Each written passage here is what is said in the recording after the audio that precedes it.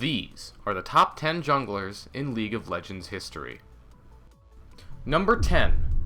Watch. Watch arrived on the scene in the summer of 2012, when he helped lead Najin Sword to the Korean Regional Gauntlet to help secure the team a spot in the Season 2 World Championships.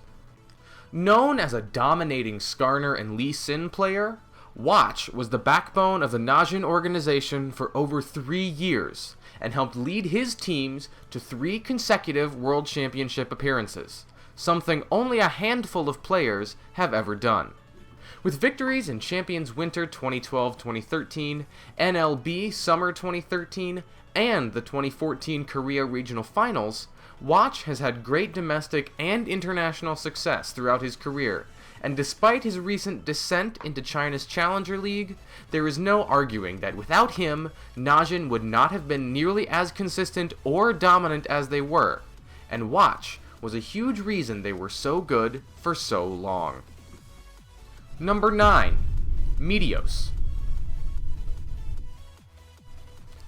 While many credit High for C9's initial run of dominance, Meios was just as important, if not more so.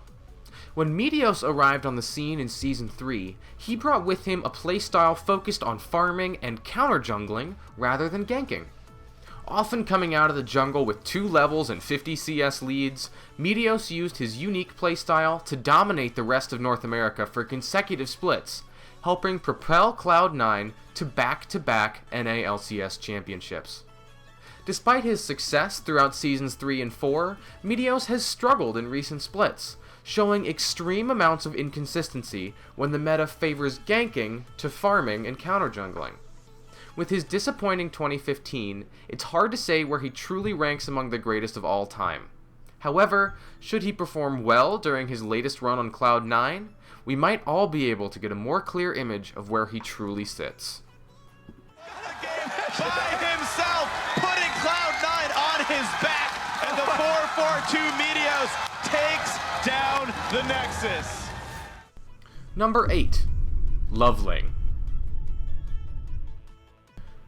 Known for his extremely unique jungling style, Loveling was the backbone of OMG for the better part of 3 seasons, helping lead the team to back-to-back World Championship appearances. One of the first junglers to blend early game hyper-aggression and vision control, Loveling's ability to simultaneously provide both helped make OMG one of the deadliest early game teams the world has ever seen. His hybrid playstyle allowed him to innovate within the jungle, and he can be credited with the emergence of mainstream champions like Aatrox in Season 3, while also bringing out unconventional picks like Yorick and performing so well that he could draw bans consistently on whatever he played. Despite only 1 LPL championship back in spring 2013, Loveling's career was one of innovation, and although he might not have the same amount of accolades or achievements of others on this list, he was quite simply one of the most dominating early game junglers that the world has ever seen. Number 7. Kakao. Kakao might not have great international results, but his domestic success helped propel him to stardom. One of the most dominant carry junglers we have ever seen, Kakao helped lead the KT Arrows to the 2014 OGN Summer Championship, managing to defeat Samsung Blue, who were arguably one of the greatest teams of all time, in the process. Despite minimal success internationally, Kakao's ability to dominate opposing junglers, put himself ahead, and carry games helped establish him as one of the world's premier junglers. With such dominance during his time in Korea, we can look forward to seeing if he can replicate his success during his time in China. No flash, but Sneaky still has the black shield. 1 Meganar in towards Balls. Elimination, the only man taking the Kitty's ult. Time survives. Kakao kills off Incarnation. Rookie gets the second. Sneaky forced to flash, but Zhonya's buys time. And Kitty's again is the man engaging the fight. Sneaky, the last man alive. He's gonna go down. And that's gonna be... Number 6. Insec. Although many might only recognize his name due to the move being named after him, Insec has done a lot more than just showing us how to initiate on Lee Sin. The originator of the move, which is comprised of ward hopping behind an enemy and kicking them into your team, has had one of the most successful careers we have ever seen. After failing to qualify for the Season 3 World Championships, Insec left Korea to join the Chinese powerhouse Starhorn Royal Club and helped lead them all the way to a second-place finish in the Season 4 World Championships. Popularizing champions in the jungle such as Zed, Zack, Gragas, and pulling out quirky picks like Fiddlesticks, Insec showed the versatility to play what best suited his team's needs, while possessing a carry-type ability that few had ever shown on the international level. At one point, many could argue Insec was the best jungler in the world. However, subpar performances in Season 5 and 6 caused him to drop down on our list. Should he be able to rise back to his former glory, we might be talking about one of the top 5 junglers of all time. When Insec comes in behind Yellow Pete, Q's in, wards back, kicks in. That is so hard to execute. Even though Europe tried to calm Wood and made really everyone sit on the Rumble Ultimate, they'd already lost 3. Number 5. Bengi. Bengi might not be as mechanically gifted as the rest of the players on this list, but his ability to be seemingly the only jungler to synergize well with Faker helped create the SKT dynasty we see today. Primarily a tank and vision control player, Bengi often struggles in carry-based metas, often leading to him being benched until the tank meta comes back. Despite his mechanical limitations, he has helped lead SK Telecom to 2 World Championships, multiple LCK titles, and a victory at Paris All-Stars 2014. Although his career has been limited by his mechanics, Bengi's success on both the domestic and international level, combined with being seemingly the only jungler in the world to understand how to play around Faker, puts him in an elite category that many can only dream to be a part of. Number 4.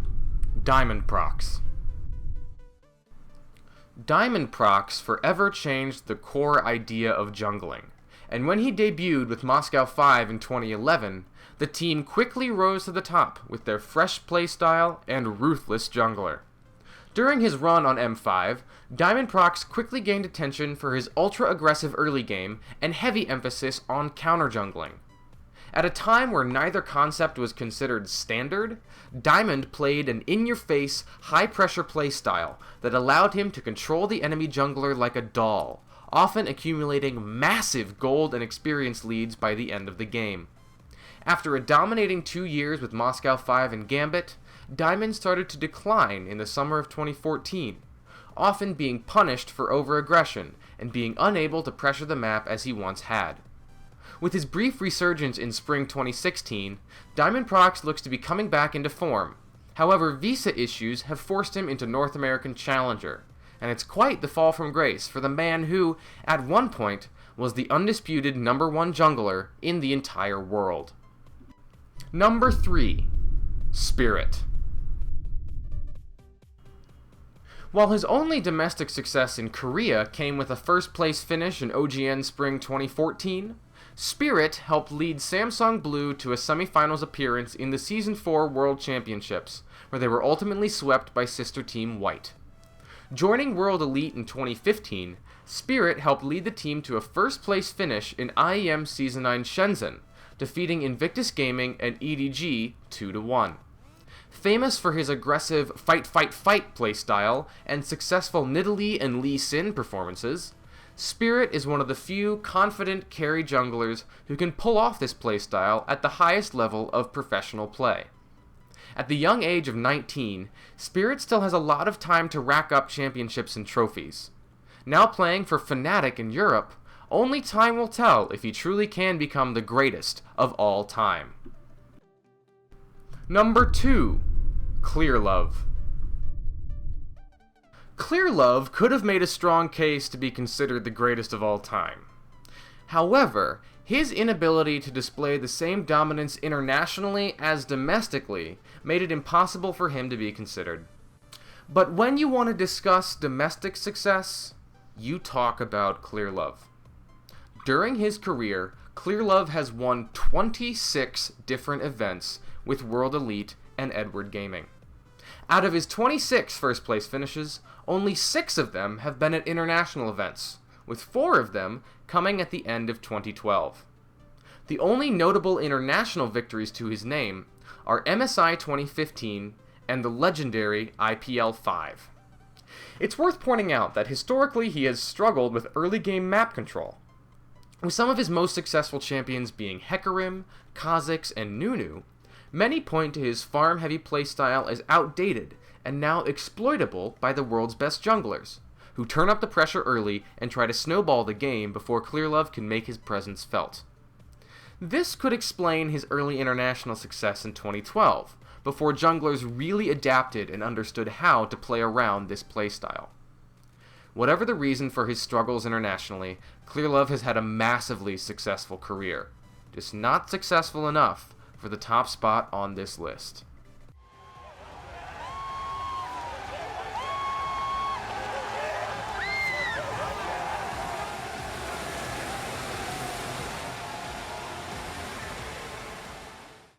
Number 1. Dandy. Dandy's career can be broken into 2 parts: his time in Korea and his time in China. During his time in Korea, Dandy was a superstar. As a rookie, he helped MVP Ozone win NLB Summer 2012, before absolutely dominating his first full professional season. First place finishes in OGN Club Masters and Champion Spring 2013 helped secure the team a trip to the Season 3 World Championships, where they ultimately failed to make it out of groups. Despite the setback, Dandy was more dominant than ever in 2014 and helped Ozone, who were renamed to Samsung Galaxy White, bounce back from back-to-back third-place finishes in Champion Spring and Summer by running the daunting Korean Gauntlet to secure a spot at the Season 4 World Championships. A flawless 6-0 group stage and a combined 9-2 record in the playoff bracket helped Samsung White secure the Season 4 World Championship, make Dandy one of the select few to touch the Summoner's Cup. What has made Dandy unique is that he has the skill set of a carry jungler, but instead has chosen to take a more supportive approach, getting his lanes ahead and ensuring they don't fall behind or find themselves heavily pressured. Despite all his accolades and success, Dandy joined China's Vici Gaming prior to the start of Season 5. Only time will tell if he ever will be able to replicate the success that he had on Samsung White, but one thing is for sure: Dandy's career has been one of a champion, and he truly is the greatest jungler of all time.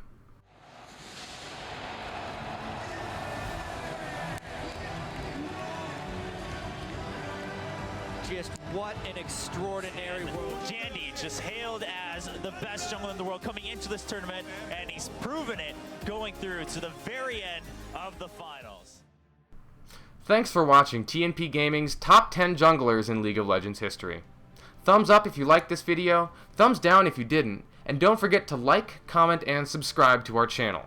If you want to watch some of our other Top 10 videos, feel free to click one of the annotations on your screen now. Thanks for watching, and we'll see you in our next video real soon.